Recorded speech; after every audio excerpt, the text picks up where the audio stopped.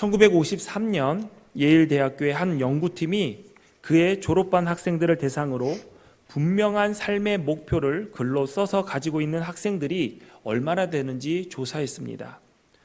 그들 중 단 3%의 학생들만이 글로 쓴 구체적인 목표를 가지고 있었습니다. 20년이 지난 1973년 이들을 대상으로 한 추적조사가 실시되었습니다. 글로 쓴 목표를 가지고 있었던 3%의 사람들이 소유한 부는 나머지 97%의 사람들의 모든 재산을 합친 것보다 더 많다는 사실이 확인되었습니다. 하버드 대학교의 연구 결과도 이와 유사했습니다. 80%의 학생들은 특별한 목표가 없었고 15%는 단지 생각만으로 그 목표를 가지고 있었습니다. 나머지 5%만 글로 적은 뚜렷한 목표, 언제까지 이것을 이루겠다라는 데드라인까지 설정한 그 목표를 가지고 있었습니다. 그 5%에 속하는 학생들 각자가 이룬 성과를 보았더니 그들 스스로 정한 개별적인 목표는 이미 훨씬 높게 능가했을 뿐만 아니라 그들이 이룬 전체적인 것을 보았을 때도 더 큰 성과가 있었다라는 것을 발견할 수 있었습니다. 꼭 돈을 얼마나 벌었느냐 혹은 어떤 성과를 거두었느냐가 성공하는 인생의 기준이라고는 할 수 없습니다. 그러나 분명한 목표가 있는 사람과 그렇지 않은 사람의 행동과 삶의 패턴은 큰 차이를 가져옵니다. 지난주 새 학기가 시작이 되었습니다. 비록 마스크를 쓰고 등교를 하지만 이 모습을 보면서 코로나로 인해 빼앗겼던 배움의 자리가 이제 다시 돌아온다, 되찾았다라는 느낌을 받았습니다. 우리 아이들 저학년 때는 학교뿐만이 아니라 학원도 가고 고학년도 마찬가지입니다. 영어나 수학, 음악, 미술 등 이것저것 참 많이 배웁니다. 그런데 대부분의 경우 아이들에게 무언가를 가르칠 때 부모들이 왜 이것을 배워야 하는지에 대해서 이 배움의 목표가 무엇인지에 대해서 알려주지 않을 때가 많습니다. 대부분의 부모들은 아이들에게 뭔가를 가르치려고 할 때 이렇게 물어봅니다. 하고 싶니? 배움의 최우선이 흥미와 재미를 우선한 것입니다. 물론 배움에 있어서 재미있고 흥미 있는 것은 매우 중요합니다. 흥미는 배움의 동력이 되는데 가장 큰 역할을 하기 때문이죠. 그러나 시간이 지나면 재미는 떨어지고 흥미는 바뀌게 됩니다. 예를 들어 피아노를 배우는 아이가 있다고 칩시다. 죄송합니다. 제가 피아노를 예를 들은 게 제가 피아노를 가까이 하는 사람이라서 피아노를 예를 듭니다. 처음에는 건반을 막 누르면서 맞지도 않는 음에 노래를 부르면서 즐거워합니다. 어찌됐든 재밌게 배워나가다가 어려워지면 흥미를 잃어버립니다. 이때부터 계속 가르치려는 엄마와 그만두려는 아이의 힘겨루기가 시작이 됩니다. 그러다가 결국 공부하는 데 시간이 부족하다며 피아노 배우는 것을 끝냅니다. 그래, 여기까지면 충분해. 체르니까지 나갔잖아. 여러분, 이 가운데서도 어렸을 때 피아노 배우신 분들, 수년간 배우신 분들 많을 겁니다. 체르니 100, 30, 40까지 나가신 분들도 있을 겁니다. 하지만 이 자리에서 한번 연주해 보십시오 라고 하면 아무 곡도 연주하지 못하는 사람들이 꽤 많습니다. 이러한 현상이 왜 일어날까요? 배움의 목표가 없었기 때문입니다. 이렇게 얘기하죠. 피아노 전공할 것도 아닌데. 배움의 목표가 전공이라고 설정을 해놓으면 나는 이 피아노를 배우는 의미가 없어지는 거죠. 그래서 어려워지면 관두고, 시간이 모자르면 관두고, 돈 없으면 관두고, 애가 싫어지면 싫어한다고 하면 그냥 스트레스 받지 마, 관둬버리게 되는 거죠. 저는 우리 교회 아이들에게 악기 교육을 굉장히 권장합니다. 피아노뿐만 아니라 우리 교회 윈드 앙상블에서는 클라리넷, 트럼펫, 트럼본을 가르치고 있고 현재 지금은 드럼도 배우는 아이가 여럿 있습니다. 개인적으로는 현악기도 배우는 아이들이 있습니다. 제가 부모들에게 부탁합니다. 현악기 가르쳐라. 왜냐하면 우리 교회에서 관악은 그래도 가르칠 수 있지만 현악은 못 가르치니까 나가서 좋은 선생님한테 돈 내고 배워라. 그렇게 얘기를 합니다. 물론 자기가 하고 싶은 악기를 선택해서 시작했지만 이들이 배우는 목적은 재미나 엄마가 시켜서가 아닙니다. 하나님을 찬양하기 위해 예배할 때 그 악기로 하나님을 높이기 위해 예배의 찬양의 도구로 쓰임받기 위해서라는 그 분명한 목적이 있습니다. 그래서 늘 아이들에게 상기시킵니다. 잘 배워라. 열심히 연습해라. 너 얼마 안 남았다. 3달 뒤면 너 예배 반주 들어가야 된다. 너는 예배 때 이 악기를 연주하면서 하나님께 쓰임받게 될 것이다. 그러므로 시작은 자기가 결정했을지 몰라도 중간에 그만두는 것은 있을 수 없는 일이 됩니다. 왜냐하면 내가 찬양의 도구로 쓰임받겠다라는 목표가 있기 때문이죠. 여러분 조금만 기다려 보십시오. 지금 준비하고 있는 아이들이 어떻게 쓰임받게 될지 여러분은 보시게 될 것입니다. 아멘이 이렇게 내 자식 아니니까. 여러분 무언가 목표가 있으면 생각과 행동은 바뀌기 마련입니다. 재주가 없어서요, 저 머리가 좋지 않아서요, 똑똑하지 않아서요, 생각하지 않아도 됩니다. 1994년 위스콘신 대학에서 벌목꾼을 대상으로 한 연구 결과를 내놓았습니다. 그것은 목표가 있느냐 없느냐에 따라서 자신의 경영에 어떠한 차이를 가져오는지에 관한 조사였습니다. 이 연구팀이 그 결과를 이렇게 내놓았습니다. 목표 의식을 가진 사람과 그렇지 않은 사람은 단어 퍼즐과 같은 두뇌를 사용하는 과제부터, 그러니까 머리 쓰는 것부터 달라진다는 거예요. 통나무를 베고 자전거 페달을 밟는 신체 활동에 이르기까지 모든 영역에서 현저하게 뚜렷한 성과를 거두었다. 성과 차이가 있다라는 겁니다. 같은 시간 동안 목표 의식을 가진 벌목꾼들은 그렇지 않은 사람들에 비해 더 많은 나무를 베었고, 운전기사들은 트럭에 실어 남은 통나무 양도 기존의 60%, 그러니까 목표가 없었을 때는 실을 수 있는 양의 60%밖에 못 실었지만 90%까지 많아졌다. 이게 연구 결과입니다. 목표가 있느냐 없느냐에 따라서 머리 쓰는 것과 행동에 미치는 영향은 지대하다라는 것이죠. 이런 것은 인간뿐만이 아니라 미물에게도 나타납니다. 개미도 예외가 아니었어요. 사방팔방 무질서하게 막 돌아다니던 개미에게 먹이를 딱 떨어뜨려주면 갑자기 직선을 그리며 똑바로 움직이기 시작합니다. 먹이라는 목표가 생겼기 때문이죠. 이렇듯 인생에서 명확한 목표가 있는 것과 없는 것은 삶에 큰 차이를 가져옵니다. 신앙생활에도 마찬가지입니다. 분명한 목표가 있어야 됩니다. 성경은 이것에 대해 분명히 명시하고 있습니다. 믿음의 결국은 곧 영혼의 구원을 받음이라. 그렇습니다. 신앙생활의 목표는 구원받는 것입니다. 우리는 예수 믿어 구원받아 하나님의 자녀가 되고 천국 시민권을 얻은 자들입니다. 이것은 분명한 사실입니다. 그러나 성경은 여기서 끝내지 않습니다. 구원받는 것이 신앙생활의 목표이기 때문에 우리 가운데 나는 예수 믿었잖아, 난 구원받았잖아, 그 목표를 이미 이루었다라고 생각하는 사람들이 의외로 많습니다. 이 착각은 우리의 신앙생활에 큰 문제를 가져오게 됩니다. 우리의 자녀들이 배움의 과정에 있을 때 여러 가지 다방면으로 이야기할 수 있지만 단편적으로 얘기를 하자면 좋은 대학에 가겠다라는 목표를 세우게 됩니다. 그래서 이 친구가 열심히 공부해서 자신도 바라고 부모도 뿌듯해하고 주위 사람들도 칭찬할 만한 대학에 합격했습니다.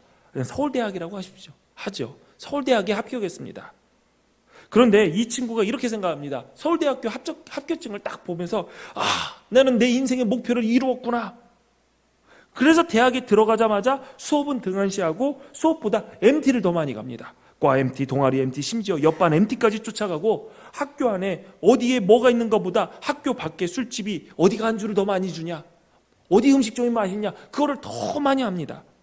몸은 학교 안에 있고 소속은 그 대학의 소속이지만 학교에 들어간 목적인 심화된 교육을 받지 않는다면 명문학교, 서울대학에 입학한 것이 그에게 무슨 의미가 있겠습니까? 신앙생활도 마찬가지죠. 나 예수 믿어, 나 구원받았어, 나 하나님 자녀 되었어, 나 천국 백성이야, 여기서 만족하고 난 성숙이고 하나님의 나라의 상급이고 상관없어, 그냥 천국만 가면 돼 라고 생각하며 그 모든 것을 이루었다는 양 신앙의 전진을 시작도 하기 전에 끝내버리는 경우가 있습니다. 솔직히 말해서 명문대학에 입학한 학생은 공부라도 열심히 했지, 우리가 구원받기 위해서 애쓴 것이 무엇이 있습니까? 내가 무엇을 이루었습니까? 모든 것이 은혜로 하나님의 편에서 다 이루어 놓은 구원의 선물을 그냥 믿음으로 받아들인 거, 거저 얻은 것인데 내가 애쓴 것 마냥, 내가 이룬 것 마냥, 이 정도면 충분해, 신앙생활에 이 정도면 훌륭하지, 왜 이렇게 생각을 할까요? 우리가 예수를 믿고 구원받은 후에 두렵고 떨림으로 구원을 이루어가고 몸부림치면서 이 영적인 전투에서 승리해 나가야 될 그 목표를 찾지 못하고 그냥 이 자리에서 만족하여 내가 구원받았으니까 신앙생활의 모든 목표가 없이 끝내버리는, 이것이 안타까운 성도의 모습이자 우리 한국교회 수준입니다. 오늘 본문은 우리에게 분명히 말하고 있습니다. 예수 믿는 것이 신앙의 목표가 아니라 예수 믿음으로 구원받은 하나님의 자녀들이 가지고 있어야 할 최종 목표가 있다. 바로 그리스도에게까지 자라나는 것입니다. 우리 본문 15절 말씀 함께 읽겠습니다. 시작. 오직 사랑 안에서 참된 것을 하여 범사에 그에게까지 자랄지라. 그는 머리니 곧 그리스도라. 아멘. 아멘. 이 말씀이 우리 마음 가운데 새겨져 그리스도인 우리의 삶에 뚜렷한 목표가 되어야 합니다. 아멘. 이 명령은 그리스도의 몸인 교회를 세워나가기 위한 과정을 말씀하고 있는 것입니다. 자라나는 것. 그렇다면 어디까지? 최종 목적지, 종착점은 어디까지일까요? 그것은 바로 예수 그리스도의 장성한 분량이 충만한 데까지 이르는 것입니다. 13절을 보면 우리가 다 하나님의 아들을 믿는 것과 아는 일에 하나가 되어 온전한 사람을 이루어 그리스도의 장성한 분량이 충만한 데까지 이르니라고 했습니다. 우리가 예수를 믿고 따르는 목적은 여기에 있습니다. 온전한 사람이 되는 것. 온전하다라는 단어 텔리오스는 목적, 영혼, 종교를 뜻하는 헬라어 텔로스에서 파생된 단어입니다. 철학에서 말하고 있는 이 목적론이라는 단어도 여기에서 유래가 되었습니다. 하나님을 믿지 않는 이들은 우리가 세상에 태어난 것을 우연이라고 얘기를 합니다. 하지만 하나님을 믿는 우리들은 주께서 우리에게 생명을 주시고 이 땅에 보내셨다라고 믿습니다. 그리고 그 보내신 분의 뜻, 우리를 온전한 사람으로 세우시려는 그 목적을 이루는 것이 우리의 소명이라고 믿고 있습니다. 여기서 온전한 사람, 이것은 완벽함을 의미하는 것이 아니라 성숙한 사람을 말하는 것입니다. 우리 기둥교회 성도들, 그리고 이 시간 영상으로 함께 예배하는 모두들, 예수 그리스도를 닮아가는 그 성숙을 향해 성장해가는 뚜렷한 목표를 가지시기 바랍니다. 아멘. 우리는 예수님의 성숙의 단계까지 성장해야 됩니다. 그리스도의 장성한 분량이 충만한 데까지 이른다라고 했습니다. 그 이른다라는 말은 헬라어로 카탄타오라고 얘기합니다. 만나게 됐다, 획득하다라는 의미를 가지고 있습니다. 충만한 데 이르는 것은 자동적으로 가는 것이 아니라 그곳을 밟아 나가면서 거기 가운데 계시는 예수님을 만나야 됩니다. 그리고 그 충만함을 우리는 획득해내야 됩니다. 그렇다면 그 온전한 사람, 성숙한 사람이 되는 것은 무엇을 말하는 것일까요? 오늘 본문 14절에 그 성숙한 사람, 온전한 사람이 되는 것을 이야기하고 있습니다. 이는 우리가 이제부터 어린아이가 되지 아니하며. 성경이 어렵다고 하는데 쉽습니다. 성숙한 사람은 어린아이같이 행동하지 않는 것이다 라고 성경은 이야기합니다. 바울은 고린도전서 13장 11절에 이런 이야기를 했습니다. 내가 어렸을 때에는 말하는 것이 어린아이와 같고 깨닫는 것이 어린아이와 같고 생각하는 것이 어린아이와 같다가 장성한 사람이 되어서는 어린아이의 일을 버렸노라. 어린아이의 일을 버리는 게 성숙입니다. 목사님, 잠깐 헷갈리는데 예수님이 어린아이와 같지 않으면 천국에 못 들어간다고 했는데 왜 자꾸 어린아이와 같은 것을 버리라고 하나요? 성경에는 어린아이라는 단어를 긍정적으로도 사용하기도 합니다. 오늘 본문처럼 버려야 할 것으로 또 사용하기도 하죠. 먼저 어린아이를 긍정적으로 사용한 부분을 간략하게 보면 어린아이의 단순함과 순진함을 긍정적으로 봅니다. 어린아이들은 단순하게 좋고 나쁜 것을 금방 말할 수가 있습니다. 목사님 안녕하세요, 오늘은 왜 이렇게 웃기게 생겼어요? 그냥 얘기해 버립니다. 내가 본 대로, 내가 받아들인 대로. 근데 여러분 저 딱 보면서 아무리 웃기게 생겨도 아유 목사님 오늘 왜 이렇게 웃기게 생겼어요? 라고 절대 안 합니다. 왜? 뒤에서 계산을 하죠. 내가 이 말을 할 때 어떻게 될 것인가? 저 사람이 승질내서 나를 때릴 것인가? 아 그럼 나는 얼마나 맞게 될 것인가? 이런 이익과 손해를 막 계산을 합니다. 하나님의 말씀을 받아들일 때도 마찬가지예요. 내가 이 말씀을 받아들이고 순종할 때 내가 얻어낼 수 있는 것은 무엇인가? 또 내가 포기해야 될 것은 무엇인가? 머릿속에 뒤로 계산이 엄청나게 많아집니다. 뒤에서 계산하거나 재지 않는 것, 이게 어린아이의 모습이죠.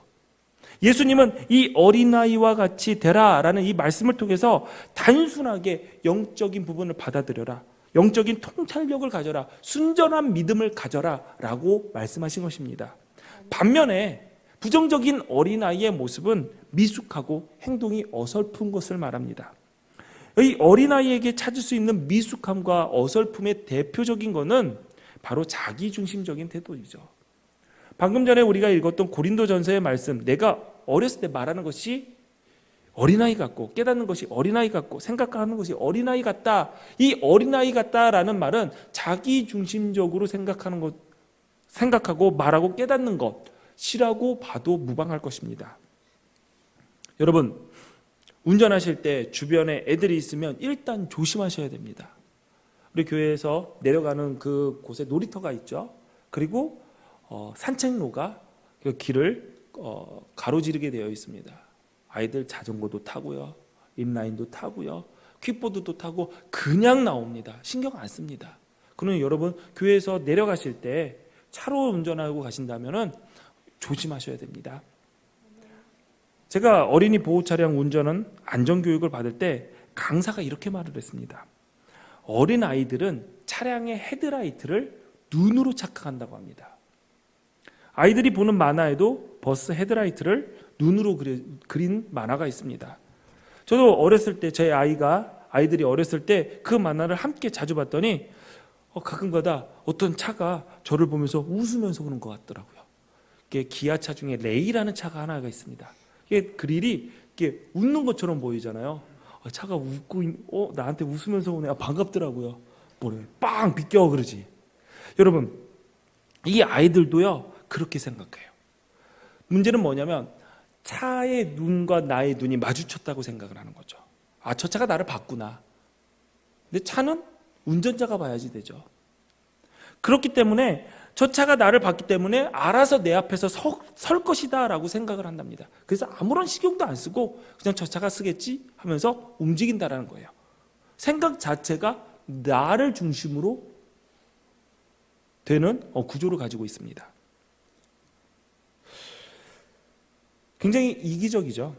저희 큰아이가 2살 정도 됐을 때 어느 날 제가 몸이 굉장히 안 좋았습니다. 고열에 토하고 먹지도 못하고 그래서 집에서 쉰다고 누워있는데 하필 그때 처제가 놀러 온 거예요. 아이가 낮잠을 잘 때 집 앞에 백화점을 가는데 백화점을 갈 때는 그냥 갈 수 없다면서 옷을 차려입고 화장도 하고 그냥 산뜻하게 차려입고 둘이 나가더라고요. 근데 아픈데 불안해요. 나한테 이렇게 맡기고 가도 되나? 근데 낮잠을 지금 잤으니까 1시간은 잘 거고 얼른 갔다 오겠다라는 거예요. 저는 철석같이 믿었죠. 웬걸 5분도 안 돼서 깬 거예요. 그래서 일어나가지고 울어요. 그래서 제가 아들을 잡고 사정사정했어요. 아빠가 지금 너무 아파요.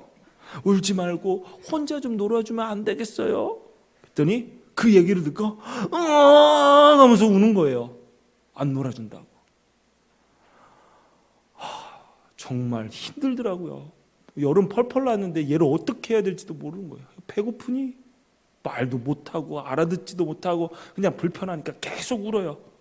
너무 힘들어서 웅크리고 있었어요.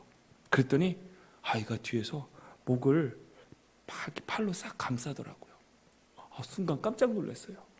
이 아이가 내가 아픈 거를 알고 아프다고 안아주는구나. 감동을 받고 있던 찰나 그 목을 감싼 팔을 기대어 제 위에 올라가서 이랴. 그렇지. 아빠가 아픈 거 상관 안 해요. 지금 내가 놀고 싶은데 안 놀아주니까 상대가 아픈지 상황이 어떠한지 생각도 안 하고 자기만 생각하는 이기적인 거예요. 그게 아이들의 미숙함입니다. 그런데 컸어요. 고등학생이 됐어요. 지금은 아프지도 않은데 자기 눈에 아빠가 좀 표정이 안 좋아 보이면 어디 안 좋냐고, 불편하냐고 물어봅니다. 어디가 안 좋습니까? 안 좋아요 아빠? 제가 약 사올까요? 뭐 필요한 거 있으면 시키세요. 제가 사올게요.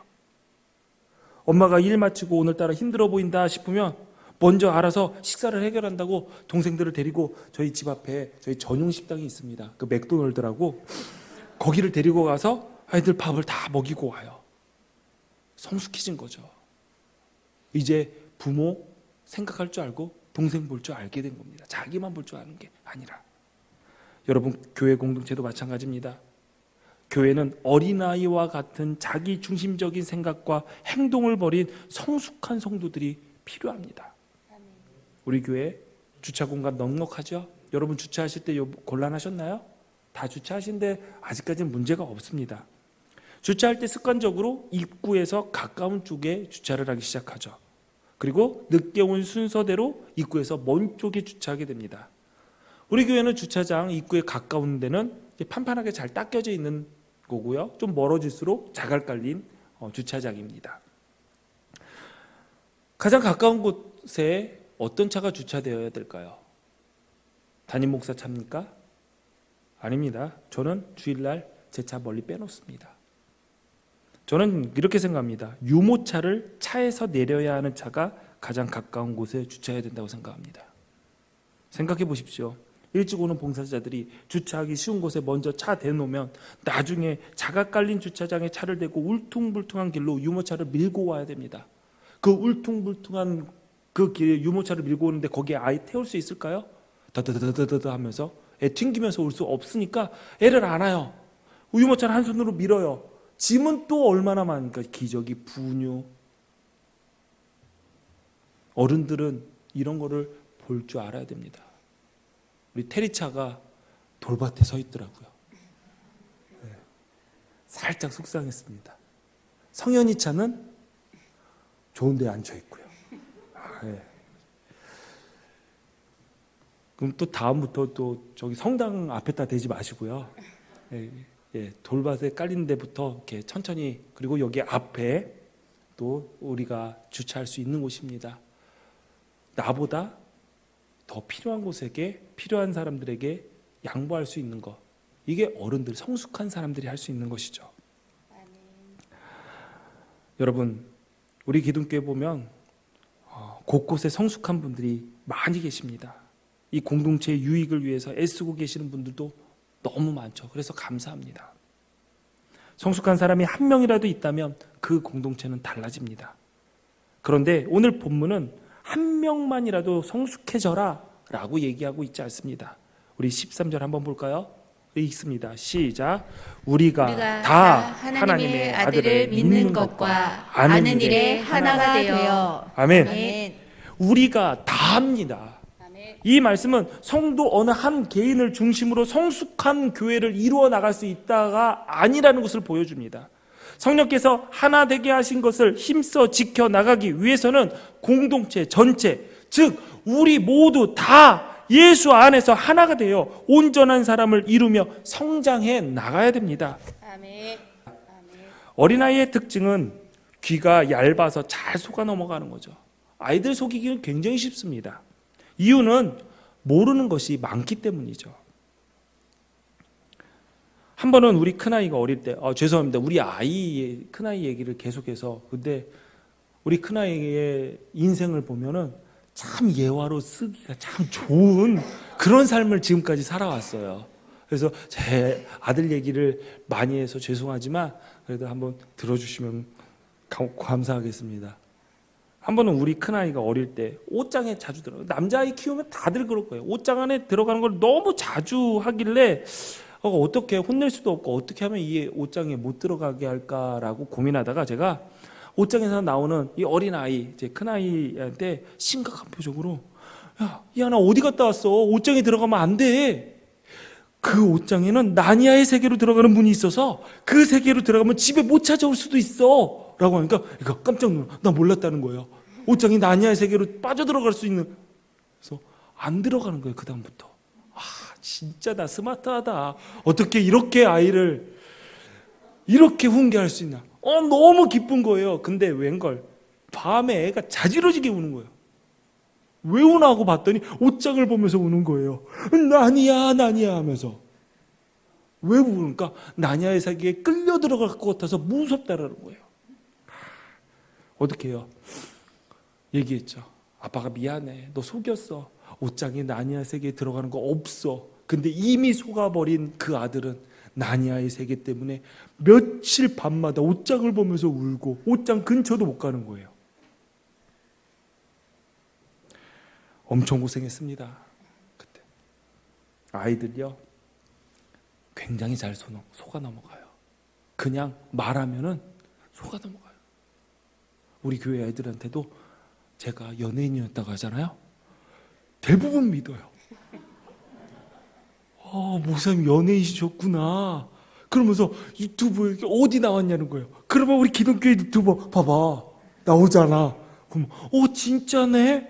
목사님 연예인이었네? 일단 얼마나 속이기가 편하고 재밌는지 아는 게 없으니까 아이들은 잘 속습니다. 두 번째로 또 아이들은 집중할 수 있는 시간이 굉장히 짧습니다. 인내력도 부족해요. 그래서 이랬다 저랬다 산만한 모습을 많이 보이죠. 영적으로 유아기에 있는 교인들도 마찬가지입니다. 말씀에 대한 진리에 대한 집중력이 굉장히 짧습니다. 쉽게 유혹을 받아서 넘어가고 변덕스러운 영적인 모습을 보이죠.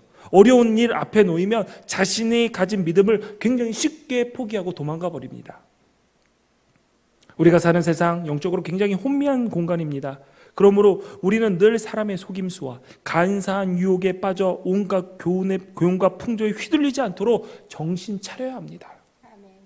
그러면 교회 안은 안전한가? 그렇지 않습니다. 우리 사도행전 20장 29절 30절 말씀, 바울이 교회를 떠날 때 장로들에게 했던 얘기 한번 같이 읽어보겠습니다. 시작. 내가 떠난 후에 사나운 이리가 여러분에게 들어와서 그 양떼를 아끼지 아니하며 또한 여러분 중에서도 제자들을 끌어 자기를 따르게 하려고 어그러진 말을 하는 사람들이 일어날 줄을 내가 아노라. 아멘. 교회 안에 사나운 이리가 들어온대요. 근데 이 사나운 이리의 목적이 자기를 따르는 사람을 만들기 위해서라고 이야기하고 있습니다. 여러분 잘 아시겠지만 교회의 머리는 누구십니까? 바로 예수님입니다. 그런데 그 예수님의 자리에 사람을 끌어다 앉혀놓으려는 부류, 내가 그 자리에 올라가서 앉으려는 부류가 바로 이 시대에 이 성경에 나와 있는 사나운 이리입니다. 이단이죠. 하나님의 자리에 인간, 교주가 앉은 것, 예수님을 따르는 것이 아니라 사람을 따르는 것, 종교 지도자를 따르는 것, 하나됨을 지켜야 되는 이 교회에서 내 편을 만들고 네 편을 것은 사나운 일입니다. 이단입니다. 교회 안에서 아무리 낮은 자리에서 섬기고 봉사하고 너무나도 아름다운 모습으로 신앙생활을 할지라도 그 목적이 내 편을 만들고 나를 따르려는 사람을 만들려고 한다면 겉으로 거룩해 보일지언정 속은 이단이고 이리입니다. 여러분 기억하십시오. 이 교회에서 영광 받으셔야 할 분, 오직 따라야 할 분은 우리 주님이십니다. 이 교회 우리 편 다른 편이 아니라 오직 예수님 편밖에 없어야 합니다. 성숙한 그리스도인들은 세상에 나가서도 편가르기와 상관없는 삶을 살아야 됩니다. 역사를 보면 종교가 정치 세력과 잘못 결합될 때 그 사회는 필연적으로 위험에 처하게 된다라는 것을 쉽게 발견할 수가 있습니다. 특정한 정치인이나 종교인들을 좋아하는 것 누가 뭐라고 하겠습니까? 누구를 좋아하고 지지하는 것은 굉장히 자연스러운 현상입니다. 문제는 자기가 지지하는 이들을 우상화하는 경우입니다.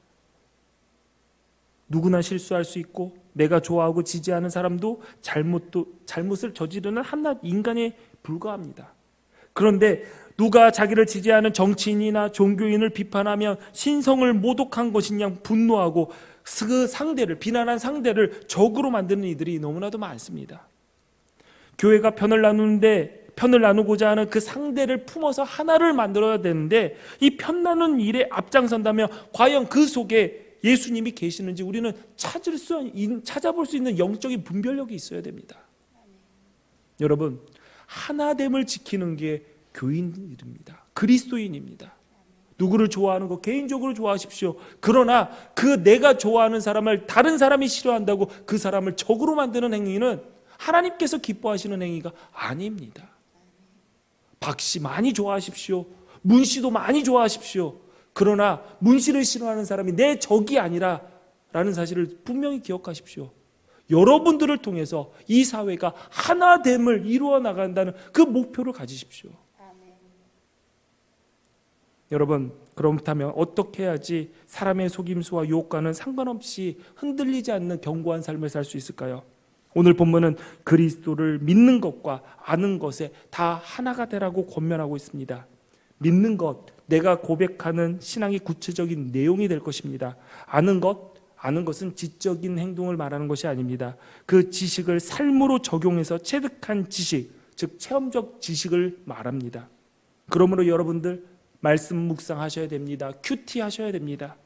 말씀으로 무장되어야 묵상하고 실천한 말씀이 있어야 예수님의 자리에 앉으려는 이단들의 속임수와 세상의 풍조와 유혹에 흔들리지 않을 수 있습니다. 믿음은 말로만 믿는다라고 그치는 것이 아닙니다. 묵상한 말씀이 내 삶에 적용되어서 실수와 좌절과 반성 통해 하나씩 성장해 나가는 것입니다. 믿음의 공동체 속에서 그것을 나누며 서로 격려하고 북돋움을 통해서 우리의 믿는 바가 머리, 가슴, 행동으로 일치되는 신앙을 말합니다. 그것이 바로 신앙입니다. 우리는 이러한 성숙을 그리스도의 장성한 분량이 충만한 데까지 이르기를 위하여 전진해야 합니다. 이것이 우리의 신앙생활의 목표임을 잊지 말아야 합니다. 베드로는 우리에게 이러한 놀라운 믿음을 주셔서 구원을 얻게 하신 이유를 다음과 같이 설명을 합니다. 베드로후서 1장 4절에 보니 이로써 그 보배롭고 지극히 큰 약속을 우리에게 주사 이 약속으로 말미암아 너희가 정욕 때문에 세상에서 썩어질 것을 피하여 신성한 성품에 참여하는 자가 되게 하려 하셨느니라. 아멘. 우리를 하나님의 성품에 참여하는 자가 되게 하기 위해서 우리를 선택하셨습니다. 구원하셨습니다. 바울은 성도들을 구원하신 것이 로마서 8장에는 이렇게 적었습니다. 그 아들의 형상을 본받게 하기 위해서이다. 그러므로 우리는 예수님의 장성한 분량이 충만한 데까지 자라야 합니다. 생명은 자라는 데 특징을 가지고 있습니다. 자라지 않는 것은 생명이 아닙니다. 자라지 않는 신앙은 살아있는 믿음이 아니라는 말입니다. 얼마 전 지난해 임원들이 제출한 영적 자서전 다시 한번 훑어봤습니다. 몇 개의 질문 가운데 하나가 그겁니다. 자신의 한 해를 돌아봤을 때 아쉬운 점이 무엇이냐? 한 분이 그 문항에 이렇게 적었어요. 속회와 기도회를 자주 빠지면서 기도 생활과 말씀을 보는 데 게을렀습니다. 앞으로 어떻게 할 것이냐? 내년에는 기도와 말씀을 읽고 나누는 자리에 좀 더 열심히 참석하겠습니다. 근데 몇 달이 지난 지금 여전히 그렇게 열심히 하는 것 같이 보이지 않아서 그냥 궁금한 마음에 재작년 영적 자서전을 찾아봤습니다. 여기에 이렇게 써 있었습니다. 그분이 이렇게 적었습니다. 말씀 묵상하는 데 게을렀습니다. 기도 시간이 짧았습니다. 앞으로 더욱 기도하고 말씀 묵상하며 나의 욕심을 내려놓고 주의 뜻을 구하며 주 뜻대로 살아가도록 힘쓰겠습니다. 내 문제와 부족함 너무 잘 알아요. 그런데 작년도 재작년도 똑같은 거예요. 성장하지 않고 제자리였던 거예요. 몇 분을 막 찾아봤어요. 이분뿐만 아니라 여러 임원들이 매년 아쉬웠던 점이 작년과 재작년이 똑같아요. 앞으로 어떻게 할 것이냐? 똑같아요. 재작년과 작년이. 성장하지 않은 거죠. 이유가 뭘까요? 구체적인 계획이 없었습니다. 목표가 불분명한 거죠. 그냥 여기로도 충분하다라고 생각했을 수도 있습니다. 신앙생활의 목표, 다시 한번 말씀드리지만 구원 받는 데 끝나는 것이 아니라 그리스도의 장성한 분량이 충만한 데까지 이르는 것입니다. 그러므로 목표는 분명하고 명확하고 구체적이어야 됩니다.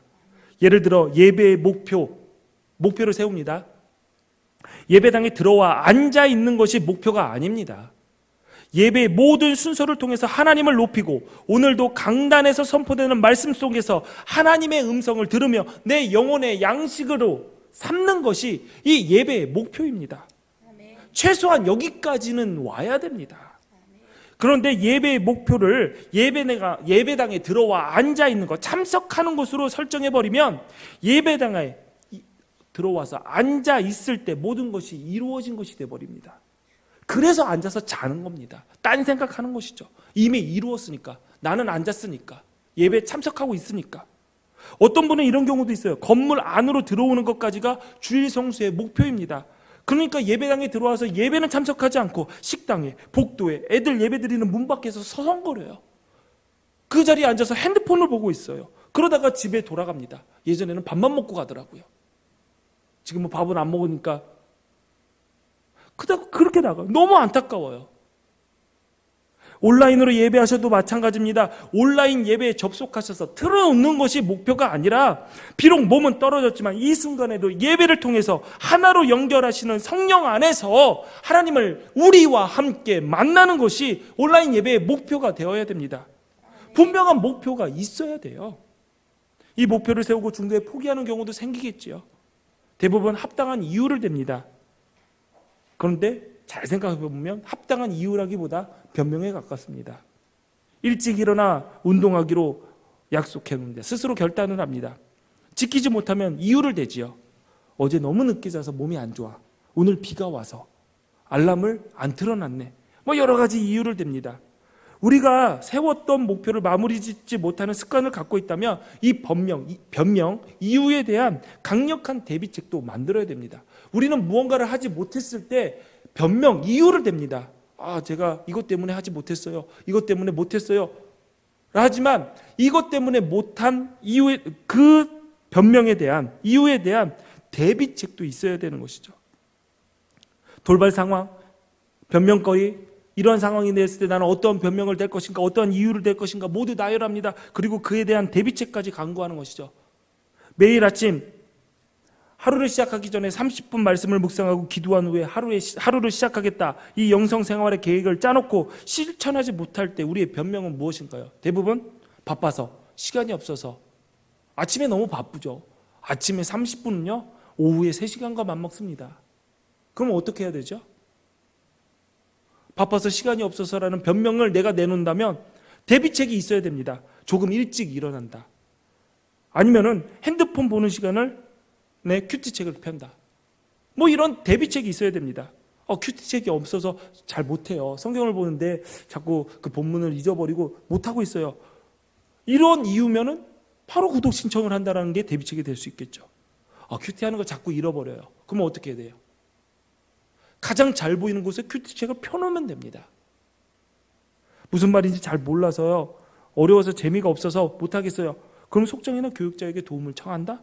성경사전 앱을 설치해서 그 구절을 찾아본다?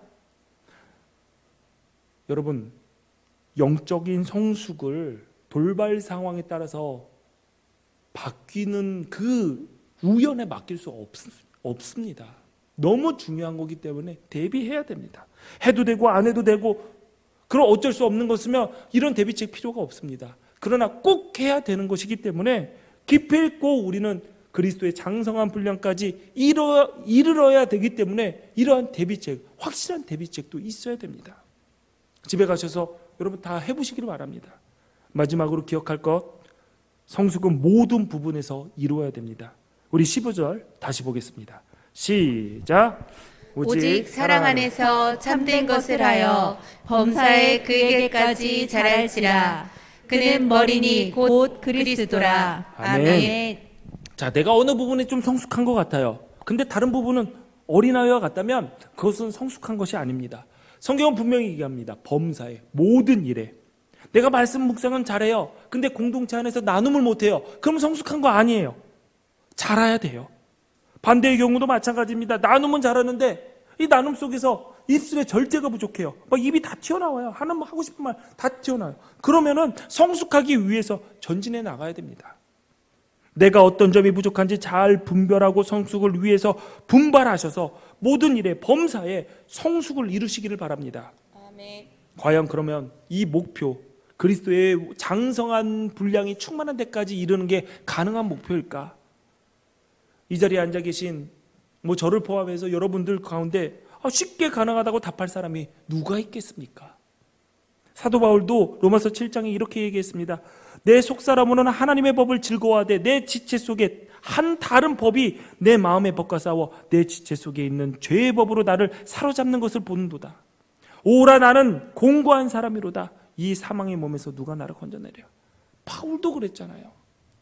나는 하나님의 법이 즐거워. 그래서 하나님의 사람으로 살아갈 거야. 우리도 마찬가지입니다. 그래, 나도 영적인 성숙을 이루자. 이룰 수 있어. 라고 하지만 내 지체 속에 다른 한 법이 아니야, 뭐 그래. 대충 거기까지 해도 되잖아. 나를 사로잡아서 죄의 법으로 나를 끌어가고 있다. 아, 정말 나 불쌍한 사람이구나. 그러나 여기에서 주저앉지 않고 계속 전진합니다. 빌립보서 3장 12절에 이렇게 얘기합니다. 내가 이미 얻었다 함도 아니요 온전히 이루었다 함도 아니라 오직 내가 그리스도 예수께 잡힌 바 된 그것을 잡으려고 달려가노라. 표대를 향하여 부르심의 상을 위하여 오늘도 나는 달려간다. 이것이 바울의 자세였습니다. 우린들 인간의 한계 왜 모르겠습니까? 여전히 죄 가운데 살아가며 발버둥 쳐도 실패하는 부족한 존재라는 것을 인정하지 않을 사람이 여기에 누가 있겠습니까? 그래서 하나님의 은혜가 필요합니다.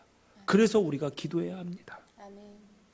말씀을 준비하면서 소원이라는 찬양이 떠올랐습니다. 제가 가사를 잠깐 여러분들에게 읽어드리겠습니다.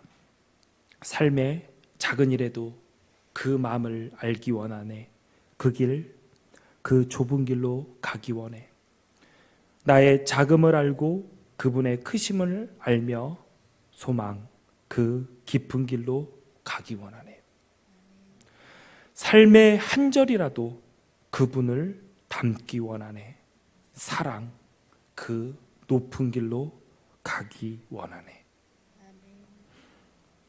우리를 구원하시는 아버지의 마음을 안다면 아버지의 온전하심을 닮아가는 그 좁은 길을 걸어갈 수 있습니다. 나의 작음을 알면 그분의 크심에 기대어 그 깊은 길을 걸을 수 있습니다. 우리 마음속에 삶의 한 절이라도 예수님 닮기를 소원한다면 사랑의 그 길, 주님이 보이시고 앞서가신 그 높은 길을 우리는 기쁨으로 갈 수 있습니다. 사랑하는 성도 여러분, 우리 함께 손잡고 그 길 걸어갑시다. 주님이 이미 우리 손을 붙잡고 함께 걷고 계십니다. 기도하겠습니다. 전능하신 하나님, 우리를 주의 자녀로 부르시고 구원하시는 아버지의 마음을 깨닫게 하시니 감사합니다. 삶의 한순간이라도 아버지의 온전하심을 닮아가는 성화의 길을 끝까지 걷게 하옵소서. 어린이 아이와 같은 이기적인 생각과 행동을 버리고 그리스도를 믿고 아는 일에 우리 기둥교회 성도들이 모두 하나가 되어 그리스도인의 성숙함의 증거로서의 삶을 살게 하시고 그 증인으로 우리를 세워 주옵소서. 성령으로 우리를 붙들어 주옵소서. 예수님 이름으로 기도합니다. 아멘. 자리에 일어나셔서 준비한 예물을 하나님께 드리십니다.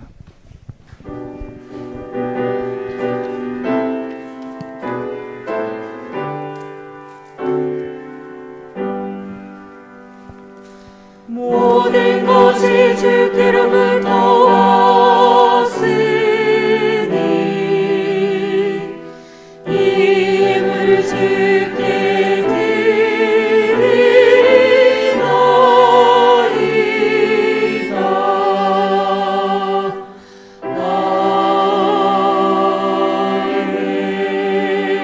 아멘. 예물을 위해서 기도하겠습니다. 세상에 살며 얻은 소득을 구별하여 하나님께 드립니다. 그 헌금에, 그 예물에 우리의 마음과 기도의 제목을 함께 올려드립니다. 하나님, 우리의 마음을, 우리의 정성을 받아 주옵소서. 주님께서 주신 것을 육체의 욕심으로 사용하는 것이 아니라 하나님의 나라의 일에 동참하며 쓰게 하시고 물질보다 주님을 더 사랑하며 세상의 것보다 하나님의 나라의 보화를 더 소중히 여기며 살아갈 수 있는 지혜를 허락하여 주옵소서. 아멘. 이 예물을 맡아 사용하는 기둥교회에도 함께하여 주셔서 인간의 생각과 욕심이 아닌 하나님의 뜻을 이루는 일에 지혜롭게 사용할 수 있도록 인도하여 주옵소서. 우리 주님 예수 그리스도의 이름으로 기도합니다. 아멘.